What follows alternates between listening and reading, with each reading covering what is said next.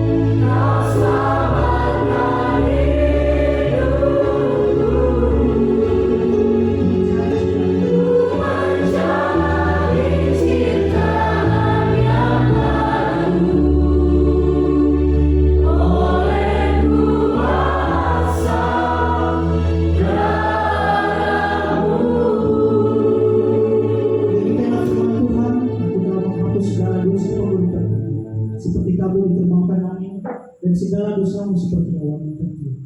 Kembalilah kepadaku, sebab aku telah menebus engkau. Kemuliaan bagi Allah di tempat yang mati, sama-sama katakan, dan damai sejahtera di bumi di antara orang yang berkenan kepada Allah. Amin. Silakan duduk. Teman-teman yang terkasih, kini kita sampai pada mempersiapkan diri kita untuk mendengarkan renungan yang dibawa pendeta. Mari kita mempersiapkan diri, kita sambut dengan membawa satu pujian yang berkata Kaulah segalanya.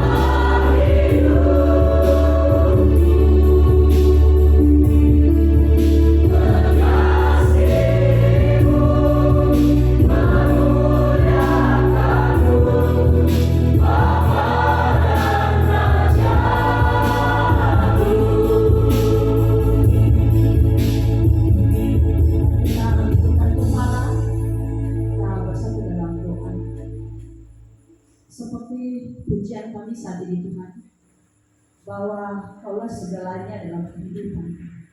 Tanpa Engkau Tuhan, hidup kami tidak berarti. Kami sudah merasakan berkat-berkat Tuhan dalam kehidupan kami sepanjang hari ini hingga pada malam hari ini. Tuhan izinkan kami bisa hidup berkumpul dengan keluarga. Bahkan pada kesempatan ini Tuhan izinkan kami untuk bisa berkumpul bersama-sama dengan rempah jemaat dan konfesi hari untuk menghadap di hadirat-Mu. Itu sebabnya Tuhan, kami senantiasa selalu melakukan pujian-pujian dan hormat kepada-Mu. Karena tidak ada Allah sebaik Engkau Tuhan. Terima kasih atas segalanya. Dan inilah hidup kami saat ini. Kami mau mendengarkan sabda-Mu. Kami mohon Tuhan, kiranya Engkau membukakan hati dan pemikiran kami, sehingga apa yang kami dengar lewat pemberitaan hamba-Mu pada saat ini menjadi bagian kami, bahkan dapat kami lakukan dalam kehidupan kami. Berkati hamba-Mu yang akan menyampaikan kebenaran firman-Mu. Engkau kuatkan, berikan hikmat, pengetahuan yang dari surga, sehingga apa yang dikatakan hamba-Mu saat ini menjadi kemuliaan Tuhan. Terima kasih Tuhan, di dalam nama-Mu kami berdoa dan mengucap syukur. Amin. Saudara-saudari yang dikasihi Tuhan, yang menjadi renungan kita pada malam hari ini sudah dibaca dalam 1 Petrus pasal 1 ayat 6 yang sudah kami siapkan. Nanti ada 1 Tesalonika pasal 4 ayat 7. Kita kembali bersama-sama membacakan yang sudah dibaca oleh Tugas tadi. 1 Petrus pasal 1 ayat 1 sampai 6 saja kita baca, kita bersama-sama. Dari Petrus Rasul, bukan semua udah bawa harus. Kita bersama-sama. Dari Petrus Rasul Yesus Kristus kepada orang-orang pendatang yang tersebar di Pontus, Galatia, Kapadokia, Asia Kecil dan Britania, yaitu orang-orang yang dipilih sesuai dengan rencana Allah Bapa kita dan yang dikhususkan oleh Roh supaya taat kepada Yesus Kristus dan menerima percikan darahnya. Kiranya kasih karunia dan damai sejahtera makin berlimpah atas kamu. Terpujilah Allah dan Bapa Tuhan kita Yesus Kristus, yang karena amanahnya yang besar telah melahirkan kita kembali oleh pembangkitan Yesus Kristus dari antara orang mati kepada suatu hidup yang penuh pengharapan, untuk menerima suatu bagian yang tidak dapat binasa, yang tidak dapat cemar, dan yang tidak dapat layu, yang tersimpan di surga bagi kamu, yaitu kamu yang dipelihara dalam kekuatan Allah karena imanmu, sementara kamu menantikan keselamatan yang telah tersedia untuk dinyatakan pada zaman akhir. Ayat 6. Bergembiralah akan hal itu, sekalipun sekarang ini kamu segera harus berduka cita oleh berbagai-bagai pencobaan. Saya bacakan dalam 1 Tesalonika pasal 4 ayat 7. Firman Tuhan begini bunyinya. Allah memanggil kita bukan untuk melakukan apa yang cemar, melainkan apa yang kudus. Demikianlah pembacaan firman Tuhan. Shalom. Shalom. Adik-adik yang dikasihi Tuhan, yang menjadi tema firman Tuhan yang kita renungkan pada malam hari ini adalah hidup kudus. Nah, mari kita sebutkan bersama-sama, hidup kudus. Sekali lagi, hidup kudus. Waduh, indah sekali ya teman-teman Tuhan hari ini. Semua orang pasti merindukan yang namanya kudus, kekudusan. Nah, karena tema hari ini yang kita bahas tentang hidup kudus, mari kita cari tahu itu apa arti kudus. Pertama dulu, bahwa kudus artinya terpisah atau tidak tercampur dengan yang lain. Ya, dalam kamus bahasa Indonesia itu ya. Kemudian kudus itu artinya yang diasingkan untuk Tuhan. Jadi kudus itu adalah murni, bersih. Jadi tidak ada noda sama sekali. Kalau dia air, berarti kalau kita tahu ya, kalau air mineral itu pasti bersih. Tidak ada tercampur dengan noda atau berbagai macam apa yang namanya itu kotoran, tetapi dibersih. Dia namanya kudus.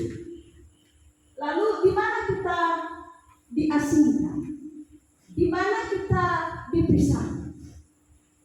Jadi orang Kristen itu harus dipisahkan dari dunia ini. Tapi bukan dalam arti kalau dikatakan berpisah dari dunia ini berarti kita harus keluar dari dunia ini dan bertambah, ya kan? Artinya tidak berguna kita ada di dunia ini. Karena Ibu Pendeta mengatakan kita harus mengasingkan diri dari dunia, berarti saya harus bertapa dan keluar dari dunia. Kita tidak akan pernah keluar dari dunia. Kita memang ada di dunia dan tidak akan pernah kita lepas dari dunia. Tapi apa yang dimaksudkan di sini adalah kudus, terpisah dari dunia. Artinya bukan keluar dari dunia ini, tapi kita harus mengendalikan diri dari dunia ini. Nah, kita harus mengendalikan diri dari dunia. Karena dunia ini adalah pada umumnya penuh dengan dosa, penuh dengan kecemaran. Makanya kalau dikatakan kudus itu tidak main-main. Kalau dikatakan pemuda Korintus, ya harus kudus, ya harus kudus. Ya, kudus yang bagaimana? Ya, bukan kudus lagi aja ya. Ya, terserah aja ya, mau gue aja. Kalau hari ini saya kudus, besoknya boleh-boleh juga. Ya sedikit ada yang lecet-lecet atau ada sedikit kotoran-kotoran nggak masalah. Tapi kalau dia mengatakan kudus, berarti kita harus mengasingkan diri dari dunia ini, terlebih-lebih dari dosa. Nah, mungkin kita bertanya, adik-adik sekalian, kenapa kita harus mengasingkan diri dari dosa? Nah, itu tadi yang diceritakan dalam firman Tuhan 1 Petrus sebagai referensi renungan kita pada hari ini. Ya, dari 1 Petrus pasal 1 ayat 6 tadi, kenapa sebenarnya kita harus itu hidup kudus di hadapan Tuhan?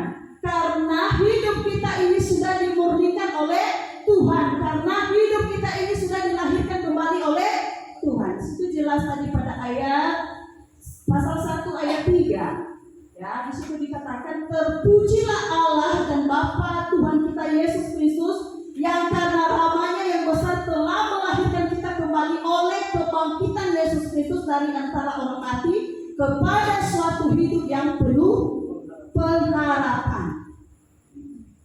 Jadi sudah jelas bahwa hidup kita ini adalah kita sudah dilahirkan oleh kebangkitan dan kematian Kristus.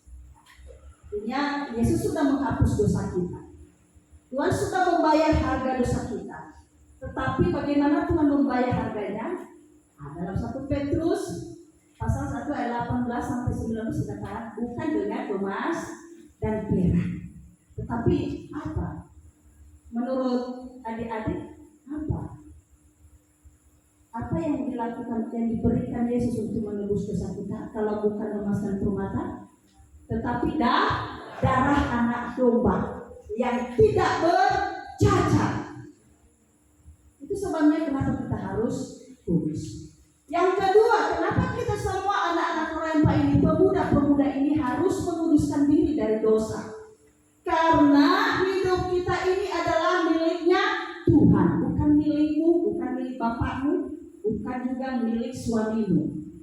Nah, ingat bahwa hidup kita milik Tuhan dan bukan juga milik pacarmu.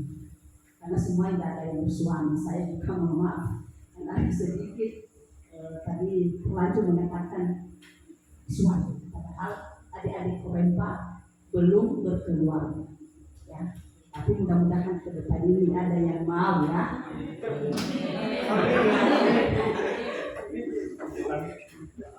Karena hidup kita ini adalah milik Tuhan.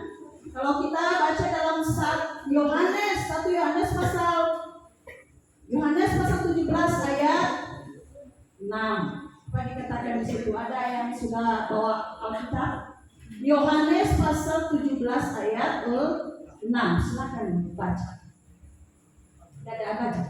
Silakan. Yohanes pasal 17 ayat 6. Ya. Aku telah menyatakan namamu kepada semua orang yang engkau berikan kepadaku dari dunia. Mereka itu milikmu dan engkau telah memberikan mereka kepadaku, dan mereka telah menuruti firman.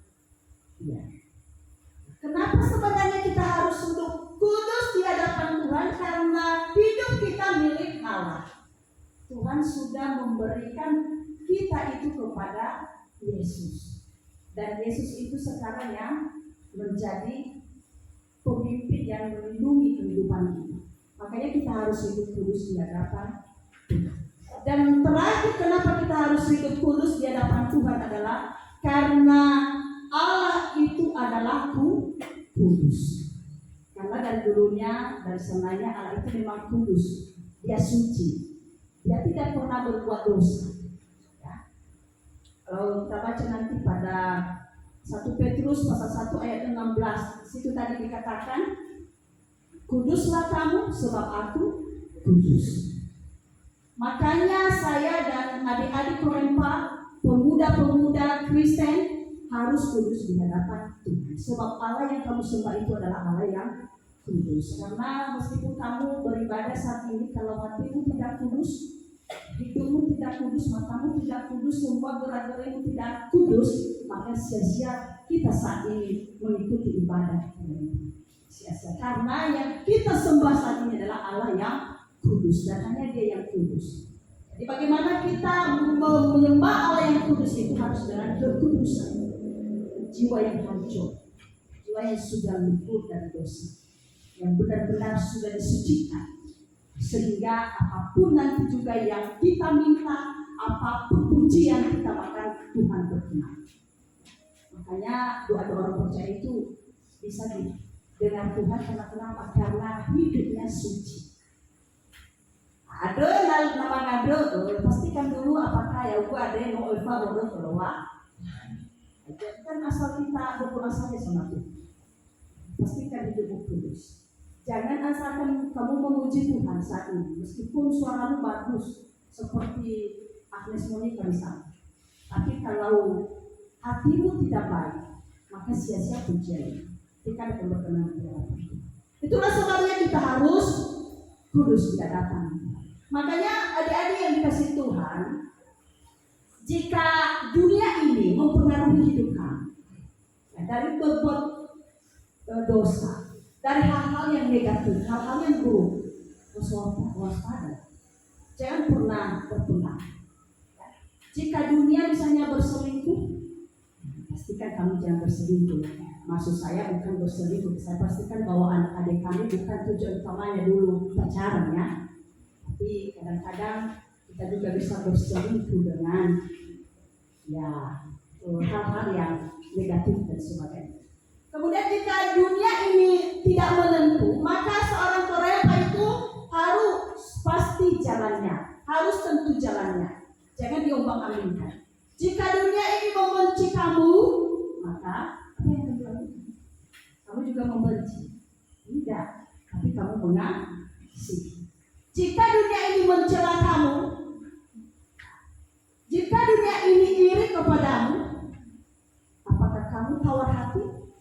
Tidak, seorang pemuda ya udahlah, nggak apa-apa. Makanya tadi dalam pasal ayat 6, Petrus itu menyampaikan kepada jemaat yang ada di perantau, meskipun banyak berbagai penderitaan, tapi kamu harus menjaga kekudusanmu, jangan mencemar nama baik Tuhan. Jangan balas dendam itu, jangan menghakimi seseorang yang melakukan kejahatan kepadamu. Ya, pada ayat 6 tadi dikatakan di situ dikatakan bergembiralah akan hal itu, sekalipun sekarang ini kamu seketika harus berduka cita oleh berbagai-bagai perjuangan. Dan itulah kita uniknya orang Kristen di tengah-tengah dunia. Makanya di situ tadi harus kita terapkan yang namanya kekudusan. Jika dunia ini menyakitimu, maka sabarlah dan bertahanlah. Jangan katakan, aduh Tuhan, begitu pahit hatiku, saya ini baper sekali. Artinya bahwa perasaan Tuhan, saya tidak bisa tidur hanya gara-gara dia mengejek saya tadi, hanya gara-gara dia begitu, aduh acuh sekali, cuek sekali. Padahal saya tahu dia itu tidak ada apa-apanya loh. Ya kadang hati kita menunjuk, dan di situ kita diuji. Apakah pemuda-pemuda Kristen ini bertahan untuk kekudusan hatimu, batinmu, jiwamu, sehingga kamu tidak membalas, sehingga kamu tidak mengerutu, sehingga kamu tidak bersungguh-sungguh, bahkan sehingga kamu tidak mau menghujatnya dan mau menyumpahi orang. Kadang orang kalau menyakiti kita, pasti mampus. Terus kalau dia ditabrak ke sana atau apa? Pemain mana yang kematian? Punya mau seksan lagi punya sih. Dia rasa sedikit, dia ada pelajaran sedikit atau apalah. Kadang apalagi dengan sifat yang kalian seperti ini ya, masih labil ya, belum dewasa. Cepat kali balas dendam, cepat kali. Ya, bahkan overdosis dari orang lain yang sudah menyakiti anak, bahkan lebih dari itu. Makanya melalui firman Tuhan pada hari ini, ya dia memberikan pesan kepada adik-adik semua dan kita semua, jagalah kekudusan itu. Hindarilah pengaruh-pengaruh kotor yang akan menguasainya. Hindarilah pergaulan-pergaulan negatif yang membuat kekudusan hancur, hilang. Mungkin kita bertanya, adik-adik, bagaimana kita menjaga kekudusan? Kan itu sekarang pergumulan. Ya semua ibu pendeta saya tahu, saya mau kudus. Ya saya tahu. Tapi bagaimana ini hidup kudus sementara saya dalam daging? Kita berada di dalam dunia. Lalu bagaimana saya melepaskan itu? Dunia ada di samping saya. Ya, kecemaran itu ada di samping saya, Bapak Ibu pendeta. Di mata saya, ada di kepala saya, ada di belakang saya. Bagaimana? Kan seperti itu. Itu kerinduan kita bersama.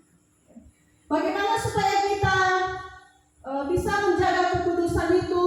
Yang pertama adalah ada 4 tips ya. Yang pertama, kalau mau hidup kudus di hadapan Tuhan, kalau tetap terjaga kesucianmu di hadapan Tuhan, maka ada 4 tips yang harus Anda ikuti. Yang pertama, bacalah firman Tuhan. Jangan hanya WA saja kamu baca setiap hari. Ilmu ide, apalagi besok postingan nenek gaul, ya apalagi ya pemuda-pemuda yang jahil. Dikuasai pikirannya. Kenapa saya mau katakan di situ sekarang pemuda-pemuda hancur. Pengaruh-pengaruh media sosial itu sekarang. Ya. Oh yang mana bagi notis yang akan mempengaruhi. Makanya terbanyak membaca firman Tuhan setiap hari. Boleh lihat HP, boleh lihat WA, boleh postingan sesuatu. Tapi tentu ya ada batasan-batasan. Jadi kamu juga sebagai pemuda tahu di mana batasanmu, kamu mengusir apa, menghujat, menghina, atau ya disebabkan. Ya, artinya harus membaca firman Tuhan setiap hari. Baca dalam 2 Timotius pasal 3. 2 Timotius pasal 3 ayat 16 sampai 17. Kenapa kita harus membaca Alkitab sebenarnya? Di situ sudah jelas dikatakan bahwa ketika kita membaca Alkitab, di situ kita diajarkan, dididik, dan ditegur. Baca, siapa yang sudah baca, yang sudah buka 2 Timotius pasal 3 ayat 16 sampai 17. Ada? Akan persilakan Bapak Ketua. Oke. 2 Timotius pasal 3 ayat 16 sampai 17 firman Tuhan mengatakan, segala tulisan yang diilhamkan Allah memang bermanfaat untuk mengajar, untuk menyatakan kesalahan, untuk memperbaiki kelakuan, dan untuk mendidik orang dalam kebenaran. Pasal 17, Dengan demikian tiap-tiap manusia kepunyaan Allah diperlengkapi untuk setiap perbuatan baik. Iya, di situ jelas. Makanya kalau membaca firman Tuhan itu sangat berpengaruh dalam kehidupan kita. Apa yang mendelik kamu kalau seandainya kamu tidak pernah dengar firman Tuhan, tidak pernah baca? Bagaimana kamu bisa mengenal jalan-jalan Tuhan? Bagaimana kamu bisa ditegur, dinasihati, diajar di situ? Nah, kan firman Tuhan itu sebenarnya sangat membangun kehidupan kita. Maka cintai aja firman Tuhan.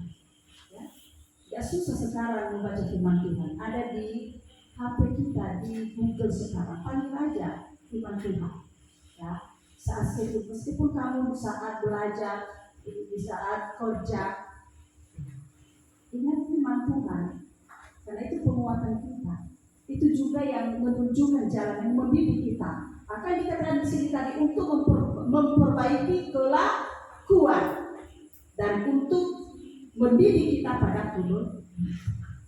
Jadi sangat-sangat penting yang namanya firman Tuhan. Kalau ada sekarang pemuda-pemuda Kristen yang tidak mau mendengarkan firman Tuhan, tidak mau bersekutu dengan Tuhan, kapan lagi kamu bisa Tuhan? Kapan lagi? Ingat ya, suatu saat nanti ada dalam nubuatan bahwa Alkitab ini akan hilang, tidak ada lagi, dan semua orang nanti rindu mencarinya dan mendapatkan. Ada masanya itu, mungkin bukan masa pada generasi kita ini, tapi mungkin nanti pada kerajaan 1000 tahun ke depan. Jadi makanya firman Tuhan itu sangat penting sebagai penuntun kehidupan kita. Kemudian bagaimana supaya kita menjaga kekudusan selain membaca firman Tuhan? Maka yang kedua adalah menjaga mata. Kamu harus menjaga mata. Ada apa dengan mata, Bapak Ibu? Kita baca dalam Lukas pasal 11 ayat 20. Lukas pasal 11 ayat 34.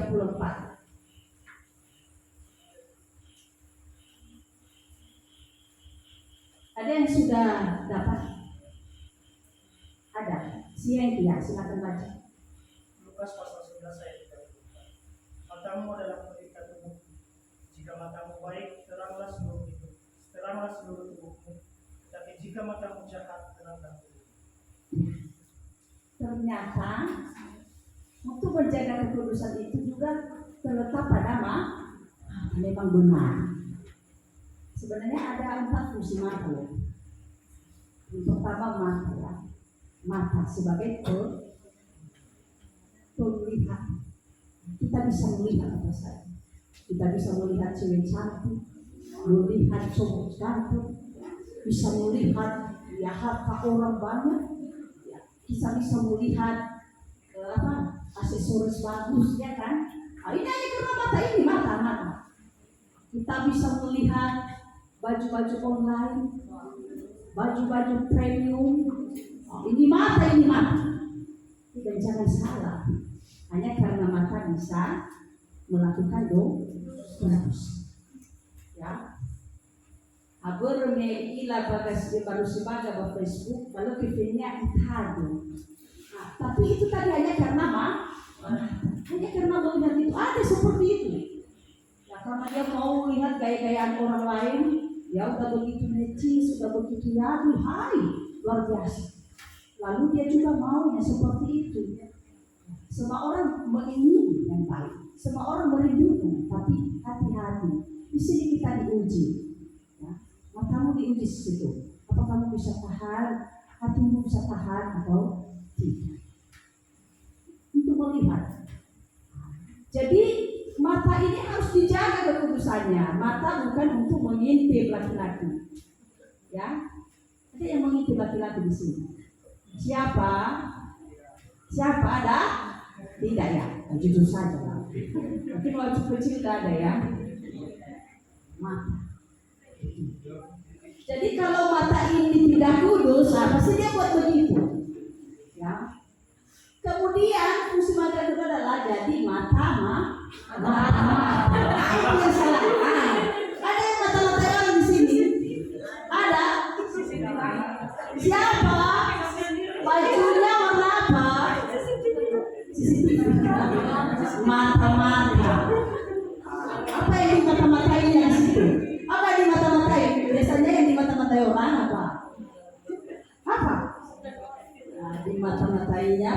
orang lah. Ada danya semua mau pelaku nano dan ayo urebut pacaran ada bakawan. Mata-mata. Padahal mata-mata nasa itu mata-mata nasa apa gitu. Mata-matai ada yang suka nama. Awas ya. Oh di situ disimpannya uangnya. Mata-mata. Biasanya mungkin nggak ke orang lain ya, tapi dalam keluarga sama bapak mama ya. Mata-mata udah mama ditarik kemana? Apalagi kalau kita mau ke sekolah ya. Bapak juga taruh di mana tadi dompetnya ya? Di mata-mata ini. Hati-hati, karena mata ini adalah pelita tubuh. Jika matamu gelap, katanya tadi mata gelap seluruh tubuh. Makanya hati-hati. Jangan pernah memata-matai orang. Nah, itu dosa. Tapi tidak apa-apa kalau pakai mata-mata. Kita juga mau melihat orang karena siapa tahu ada bahaya ya. Ada yang mau memfitnah dia, ada yang mau melakukan kejahatan, ya tidak jadi dosa gitu. Kalau kita melakukannya dengan benar. Kemudian musim masa ketiga adalah yang sering ada lagi adalah apa? Mata duitan. Ada yang mata duitan di sini?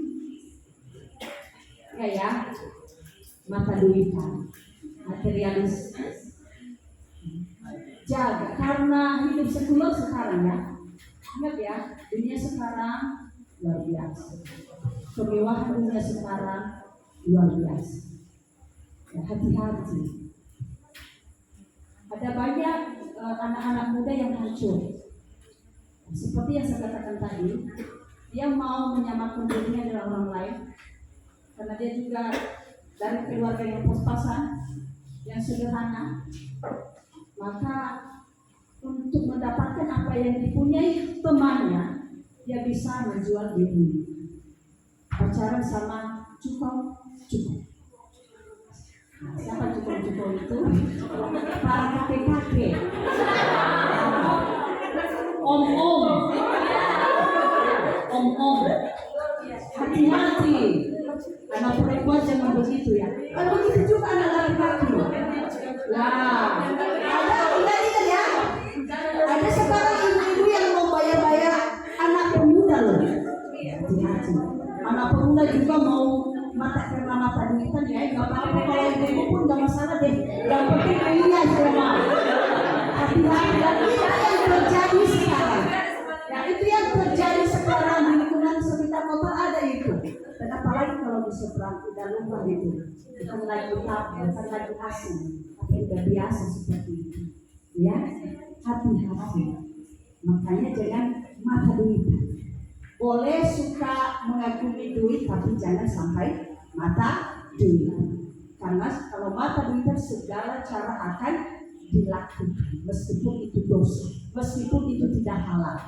Ya, katanya itago manusia dunia, itago semuanya kefilamannya, itago kefilamannya, pak itago hati-hati. Dan keempat adalah yaitu mata keranjang.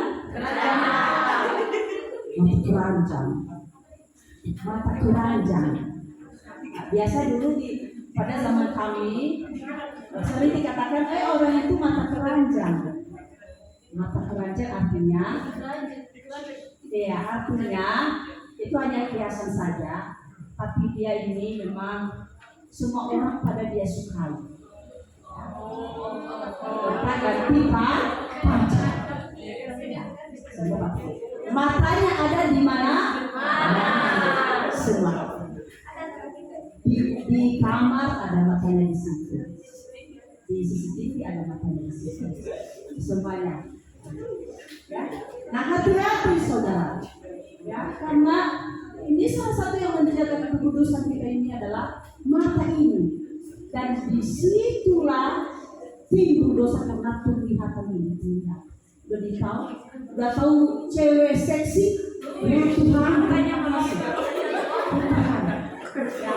Ada yang laki-laki ya, boleh kita kagumi, tapi jangan sampai mengingini dia, jangan sampai naik hawa nafsu di rahim. Ada itu, ya, itu dosa. Boleh melihat, tapi jangan sampai kedua kali kamu meliriknya. Cukup saja, sekali saja, dan katakan Tuhan begitu tidak ciptaan. Jadi itu poin pertama yang harus kita jaga supaya kekudusan itu adalah tetap ada, maka jagalah matamu. Dan ketiga, yaitu bagaimana kita menjaga kekudusan. Yang ketiga adalah tentukan batasan pergaulan kamu. Tentukan batasan pergaulan kamu. Ya, 1 Korintus pasal 15 ayat 33. Dia mengatakan di situ, janganlah kamu sesat. Pergaulan yang buruk merusak kebiasaannya. Itu jelas dikatakan di 1 Korintus. Paulus mengatakan seperti itu. Nah, memang semuanya bagus kalau kita lihat, tapi belum tentu semua berguna, kata Paulus. Makanya kita jangan sesat di situ. Hati-hati kalau berteman. Ya, ini sangat menentukan ya relasi kita di mana kita ada. Makanya pemuda-pemuda ini jaga di mana relasimu, ya, di mana engkau bergaul, harus kamu jaga. Apakah orang yang berteman kepadamu yang membangun kamu, atau yang yang menyesatkan kamu? Apakah orang yang berteman dengan kamu bisa memotivasi kamu pada hal-hal positif, atau yang mendorong kamu pada hal-hal yang negatif? Misalnya teman ini ya kalau aduh udahlah, ibarat kita hari ini yang pergi sekolah, oke, udah mau sampai sekolah, katanya kalau terlambat kita, udahlah, nggak usah lagi masuk di sekolah, kita tunggu aja di warung ini, berhenti aja kita di sini. Apakah membantu dia seperti itu? Tentu tidak kan? Kadang hal seperti itu memang tanpa kita sadari ada di dalam hati kita sekarang. Makanya jaga batasanmu. Jangan pernah bergaul dengan orang-orang yang merugikan diri kamu sendiri. Tapi bukan berarti juga pilih temannya. Bukan juga pilih temannya. Maksudnya di sini, kalau kita tahu bahwa orang itu adalah karakternya tidak baik, karakternya jahat, karakternya udah error, ya mana bisa kita melakukan relasi yang baik dengan orang seperti itu. Pasti kita bakal hubungan. Ada lawan bagaimana tua lalu, kau kita masuk hubungan, kau hubungan baik. Kau kita di masa tua kita bicara. Karena keberhasilan kita itu menentukan di mana kita ditempa sebenarnya, dan siapa orang-orang yang mau bergaul dengan kita, menentukan dari bahasa kita saja pun. Kalau setiap hari kita bergaul sama orang yang mau mengadu-ngadu, kalian ingat kamu juga akan seperti itu. Tapi coba juga kalau dalam keluarga saja, ya ada berkara-kara dia berkata saling namun beda karena maupun lem hawa-hawa, ya pasti juga orang seperti itu keluar pun dia, maka dia akan terbiasa dengan kebiasaan yang bagus. Begitu seterusnya. Ini adalah favorit tabak zibanci tadi dan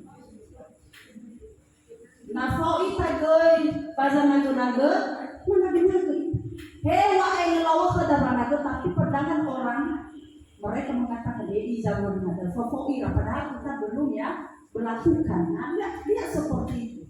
Pandangan orang seperti itu pada kita.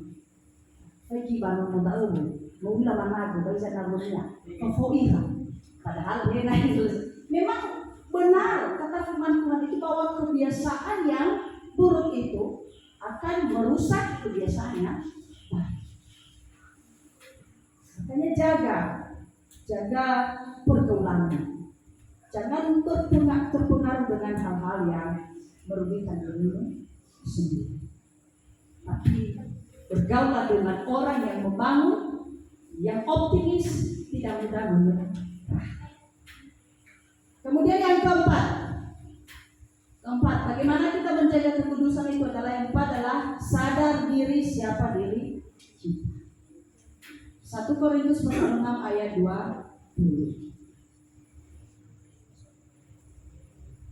1 Korintus pasal 6 ayat 20. Ada yang sudah baca? Sudah. Silakan baca. Sebab kamu telah dibeli dan harganya telah lunas dibayar, karena itu muliakan Allah dengan tubuh. Berarti kita ini milik Tuhan dan kita harus sadar. Tuhan, kenapa saya harus menjaga kekudusan? Saya tahu bahwa diriku ini milik Tuhan, bukan milik dosa lagi, bukan milik dunia ini, bukan milik kecemaran, bukan milik hawa nafsu, bukan milik kedaginganku, tetapi miliknya Tuhan, karena Dia sudah membayar lunas kehidupan saya. Kalau mau ada di zonanya Tuhan, sadarlah, jangan banyak cuek jadi orang Kristen.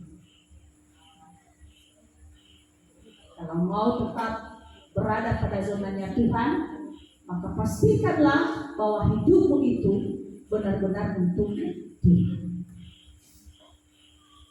Jadi kepada adik-adik semua yang hadir pada malam hari ini, melalui firman Tuhan yang kita dengar pada malam hari ini mengenai hidup kudus, maka nyatakanlah itu dalam kehidupanmu. Jadilah teladan dimanapun berada, baik kepada adik-adikmu, abang-abangmu, orang tuamu sekalipun. Jadilah contoh untuk menguduskan diri, untuk lebih suci kehidupan ini dalam menata kehidupan yang lebih baik.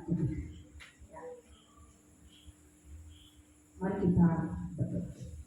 Bapa yang baik, kami bersyukur buat firman Tuhan pada malam hari ini, di mana Tuhan mengajak kami, mengingatkan untuk hidup lebih kudus di hadapan-Mu, supaya kami menyadari bahwa hidup ini adalah milik-Mu Tuhan, karena Engkau telah menebus, bukan dengan emas perak, bukan juga dengan perak, tetapi dengan darah anak domba yang kudus, yang mulia di hadapan-Mu, sehingga kami bisa dilayakkan untuk bisa hidup dan kudus di hadapan-Mu. Kami mohon biarlah firman Tuhan ini Tuhan tanamkan dalam kehidupan kami, supaya bisa kami melakukannya pada kehidupan ini. Terima kasih Tuhan, di dalam nama-Mu kami berdoa dan mengucap syukur. Amin. Kita bernyanyi dalam firman Tuhan.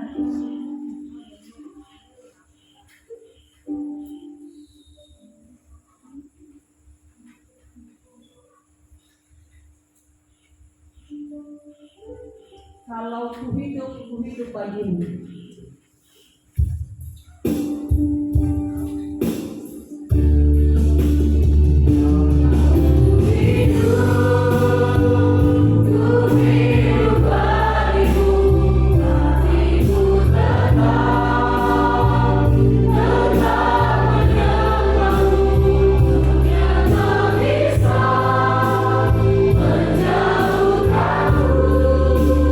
Dari kasih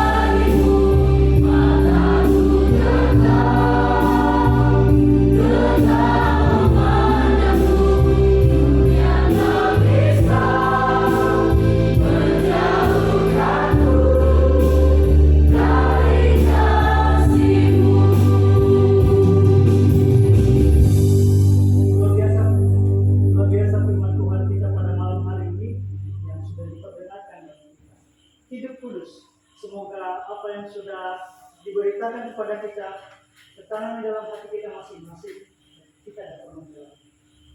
Ada 4 hal seperti yang sudah dikatakan Ibu Pendeta. Saya ingin kembali bahwa ada 4 tips untuk menjaga hidup kudus. Yang pertama, senantiasa membaca firman Tuhan. Kedua, menjaga mata. Ketiga, tentukan batasan pergaulan. Dan keempat, sadar diri siapa diri kita. Nah, teman-teman yang terkasih, mungkin di antara kita ada beberapa teman-teman yang ingin menyampaikan pertanyaan ataupun kesaksian di kesempatan ini. Maka saya akan beri kesempatan.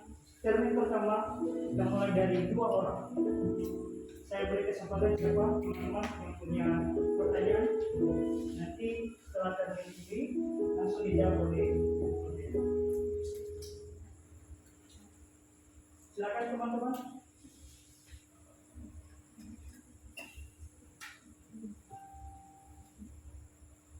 Oke, yang pertama saudari Metris. Langsung saja. Mungkin ini bukan pertanyaan, tapi kesaksian atau yang saya alami setiap hari ya. Terutama dalam kehidupan sehari-hari. Mungkin nggak ada di sini ya. Jadi gini, jadi ceritanya mungkin berkaitan dengan mata, uang. Jadi mungkin nggak ada di sini ya. Dalam pekerjaan Tuhan selalu memberkati terus ya, walaupun umur masih belum ya belum 90 tahun, tapi Tuhan telah menentukan semua saya merasakan sendiri baik dalam pekerjaan, pelayanan, keluarga, dan lingkungan sekitar saya. Di situ saya mengalami banyak beberapa hal. Kayak saya lihat namanya ibu namanya Dewi. Jadi kan kadang orang berkelompok cerita, padahal namanya cerita tuh lagi dengan kelompok lain bercerita lah, itu nabora. Kadang saya berpikir, Tuhan kok begini ya? Saya posisi di mana di situ? Ada yang mempengaruhi, kamu jangan begini, kamu jangan bergaul dengan dia. Nanti kalau kamu bergaul dengan dia atau berteman dengan dia, kamu dibenci. Saya pernah dipikirkan di tempat kerja. Jadi kamu jangan dekat-dekat dengan saya ya, karena nanti kalau kamu dekat-dekat saya, kamu kan dibenci. Tapi saya nggak ambil hati atau enggak kita bergaul dengan orang itu. Ada kedua, cuma gara-gara uang, mungkin nggak ada di sini ya teman-teman, cuma gara-gara uang, ada dekat sama ibu saya, ada dekat sama ibu, ini nenek dengan nenek, cuma gara-gara uang yang limpul 50.000. Jadi mau kata ini kita boleh bahwa aku dekat di iluhannya 10. Jadi ibadah lagi GP 50.000, tetap pergi bendera, mengatakan kata-kata cuma gara-gara uang 50.000, mau kata ira padahal dengan kata-kata besar, padahal kamu sudah tua. Mana tahu dengan alawa wangi-wangi, atua bosira. Tapi kita sebagai remaja, kita harus ambil hikmah. Saya sendiri tak ingin Tuhan. Dengan segitu, sudah mempunyai wawasan yang sangat tinggi dan sudah mempunyai ilmu, tapi masih seperti kelakuan seperti anak-anak yang di bawah umur. Terus lagi ibu, dalam pekerjaan memang banyak hal yang sangat kurang berkenan, terutama dalam tekanan, baik dalam sisi pekerjaan, dalam sisi pemikiran. Ada namanya itu padahal posisi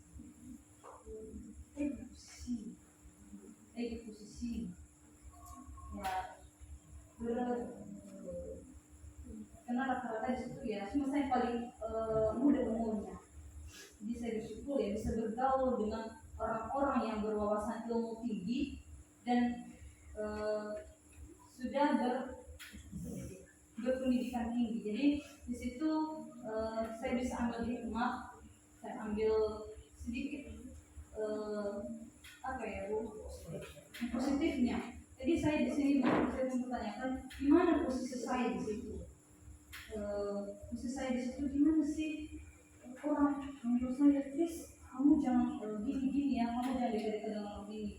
Please kalau ada omongan orang atau omongan teman-teman, jangan ceritakan ya, jangan bergaul dengan ini. Nah, jadi kita saya bilang, di mana posisi saya sendiri, posisi saya itu, di mana sih cara saya seperti pendapat saya yang saya harus hadapi, apakah mengikuti apa yang mereka katakan atau dengan pendapat saya sendiri, tapi dengan dengan cara saya sendiri dengan membaik. Jadi misalnya ada itu orang yang mana kayak kamu tuh ini hal lagi orangnya itu tuh betul anak deh. Jadi pertanyaan saya itu gimana cara saya menghadapi jika ada tindak orang seperti itu.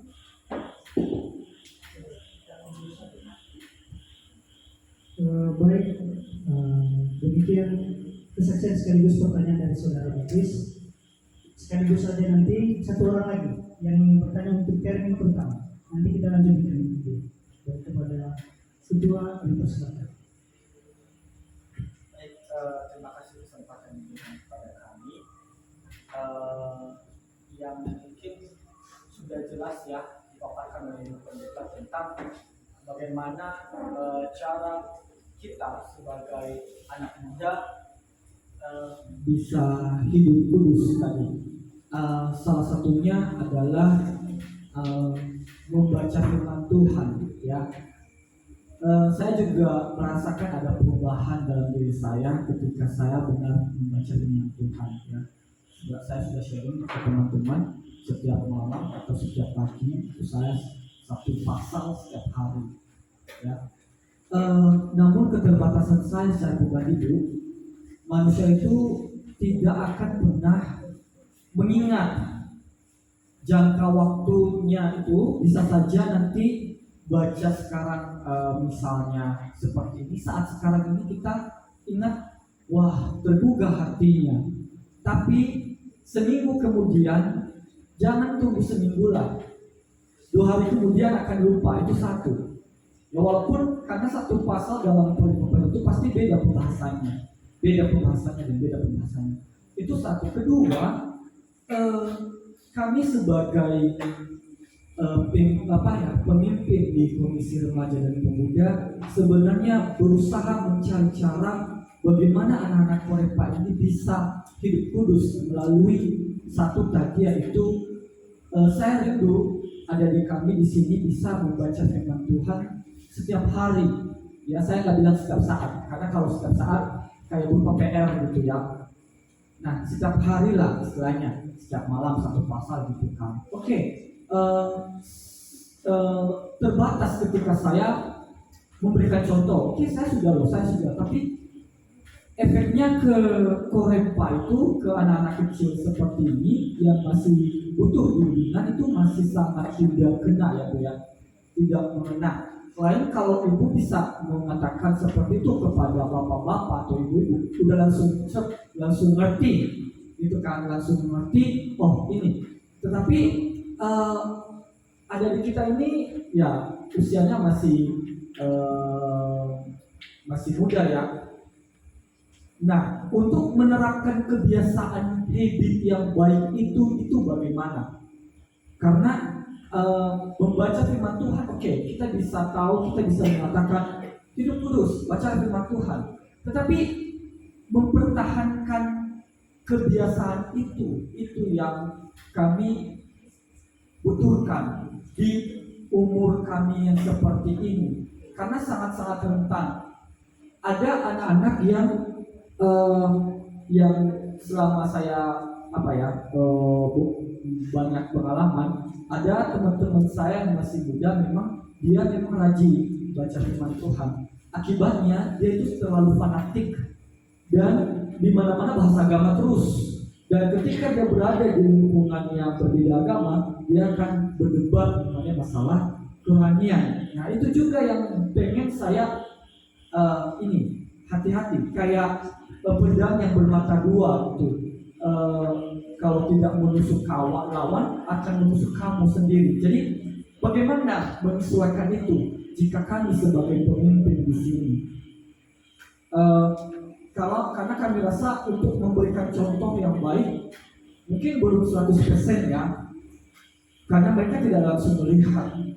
Tetapi dengan cerita seperti ini, saya rasa saya sudah lunas hutang saya. Tetapi bagaimana lagi supaya anak-anak ini bisa hidup kudus, terlebih-lebih di dalam konteks yang membaca firman Tuhan. Kalau misalnya menjaga mata atau kesadaran diri atau menjaga batasan, semua itu berawal dari pembacaan firman Tuhan kok. Karena kalau firman Tuhan itu sudah menjelaskan banyak hal ya. Kalau untuk kita baca, apalagi dari Matius itu cerita tentang Yesus, itu kita pasti akan diajarin mengenai identitas kita sebagai orang Kristen. Itu kita akan dibuat kesadaran bahwa bagaimana menjadi orang Kristen yang benar. Berarti sadar akan diri, menjaga mata, kemudian pembatasan pergaulan, itu semua ada di dalam firman Tuhan. Jadi sudah menjadi nasihat. Tetapi memulai untuk membaca firman ini dan mempertahankan hidup ini, itu yang kami mungkin akan kita. Terima kasih.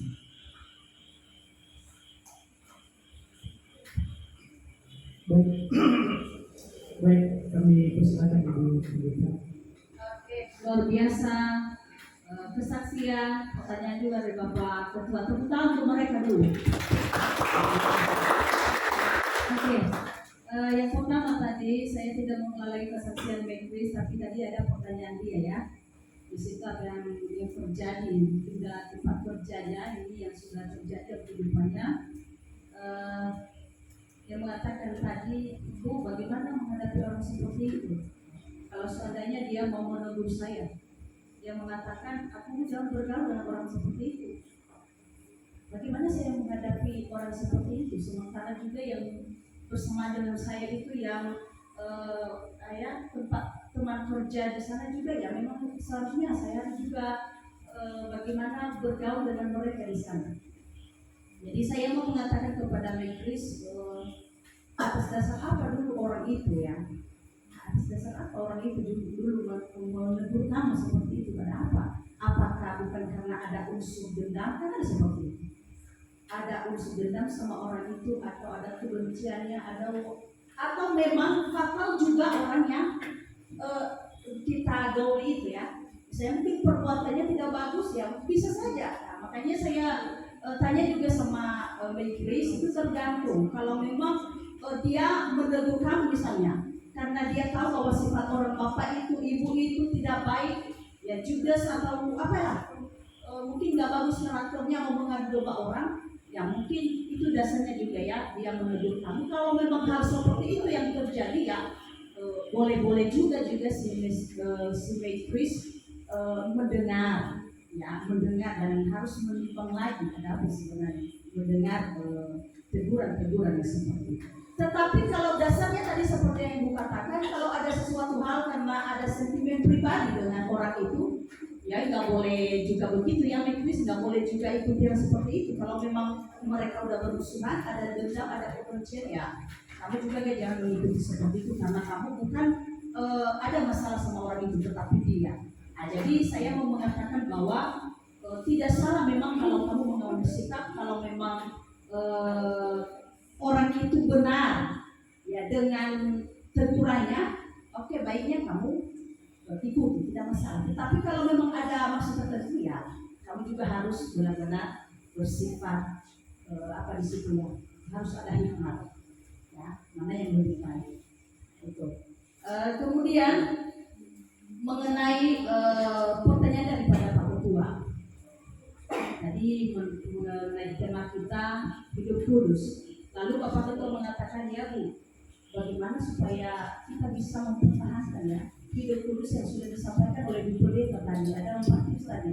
Bagaimana supaya kita menjaga kekudusan sementara apa yang saya sampaikan tadi mungkin kalau di kalangan orang tua itu mereka cepat meresapi atau mau mengikuti. Ya. Lalu bagaimana kami anak muda ini yang masih umur yang masih belum lagi punya pendirian begitu. Bagaimana supaya tetap firman Tuhan itu berakar di dalam diri kita. Yang pertama dulu, anak-anak kami jangan lupa bahwa untuk menemukan rohani ini adalah bukan kekuatanku, tetapi kekuatan daripada Roh Kudus. Makanya saya ajar setiap anak-anak kalau mau dengar firman Tuhan, kalau kamu datang di persekutuan dimanapun, bukan hanya di gereja, maka doa dulu lah. Ya, apa yang kamu doakan di situ, Tuhan? Sekarang saya mau ibadah dan saya mau mendengar firman-Mu, dan bukalah hati saya dengan Roh Kudus. Diamilah hati saya dengan Roh Kudus. Berikan saya hikmat pengetahuan supaya firman-Mu itu bisa saya lakukan dalam kehidupan itu. Nah, kemudian yang didoakan lagi adalah pemberitaan firman. Doakan itu, Tuhan pakailah juga hamba-Mu supaya dia bisa menerapkan firman Tuhan ini dalam hidupnya, sehingga saya bisa mengerti, sehingga saya bisa mau menerima, sehingga saya cepat mengerti apa dikatakan. Nah itu. Jadi kalau dalam Yohanes pasal 14 ayat 16, Yohanes pasal 14 ayat 26 di situ dikatakan. Ya, karena kekuatan Roh Kudus itu sangat besar sekali. Yohanes pasal 14 ayat 26 saya baca untuk kita.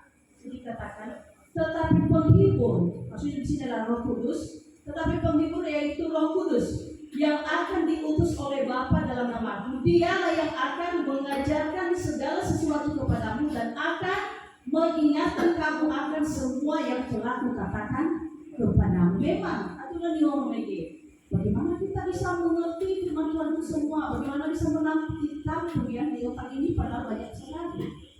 Makanya itu memang tidak bisa kita tampung semua kalau hanya Tuhan sendiri. Tetapi kalau Roh Kudus ini kita minta ya pasti Tuhan akan memberikan. Dalam Yakobus juga dikatakan itu, Yakobus pasal 1 ayat 5 ya. Yakobus pasal 1 ayat 5. Yakobus pasal 1 ayat 5 dikatakan kita harus meminta Roh. Tetapi apabila di antara kamu ada yang kekurangan hikmat, ada yang kekurangan hikmat, artinya abu-abu Tuhan itu dia tidak mau mengerti apa-apa firman Tuhan yang disampaikan oleh hamba Tuhan atau oleh siapapun. Maka dia mengatakan di sini, hendaklah ia memintakannya kepada Allah yang memberikan kepada semua orang dengan murah hati dan dengan tidak berbangkit-bangkit, maka hal itu akan diberikannya kepadanya. Hendaklah ia memintanya dengan iman. Itu satu resepnya supaya firman Tuhan itu tetap berakar dalam kehidupan kita, tetap bertumbuh. Minta Tuhan, saya tidak mampu melakukan firman, saya tidak mampu mengingat Tuhan, tapi biar Roh Kudus itu yang berkarya bekerja dalam hidupnya. Pastikan bahwa engkau meminta itu karena iman, tapi bukan hanya karena kamu memintanya saja dengan kata-kata dan dengan hawa nafsu, tapi dengan iman. Kemudian saya lanjut dengan pertanyaan Bapak Ketua tadi ya, bagaimana juga supaya firman Tuhan itu supaya lebih dekat lagi ya, supaya lebih terarah, supaya lebih fokus anak-anak ini untuk melakukannya dan untuk tetap lekat di dalam otak ini. Nah, saya mau mengatakan selain kita sudah memintanya, maka tips-tips juga yang harus kita lakukan selain itu adalah, apalagi dengan umur-umur yang seperti ini, buatlah stiker-stiker firman Tuhan di dalam Alkitabmu, ataupun jangankan di dalam Alkitabmu, di dalam buku-bukumu juga di sekolah, sehingga ketika kamu membaca itu, ya buat kreatiflah sedikit, buat seperti atau salib atau bentuk bentuk daun, terus kamu buat nas-nas ayat-ayat Alkitab, nas-nas kemasnya di situ, ya lakukan di situ. Nah, kalau misalnya kamu sampai di sekolah, katakan di dalam firman Tuhan, tulis dalam bukumu mengatakan berjaga-jaga ya dan berdoalah supaya kamu jangan jatuh ke dalam percobaan. Ya, ketika nanti ujian, maka kamu melihat itu, melihat firman Tuhan itu, sehingga kamu tidak lupa lagi, oh iya ya, tidak nyontek aku, tidak boleh curang, karena firman Tuhan berkata berjaga-jagalah dan berdoa.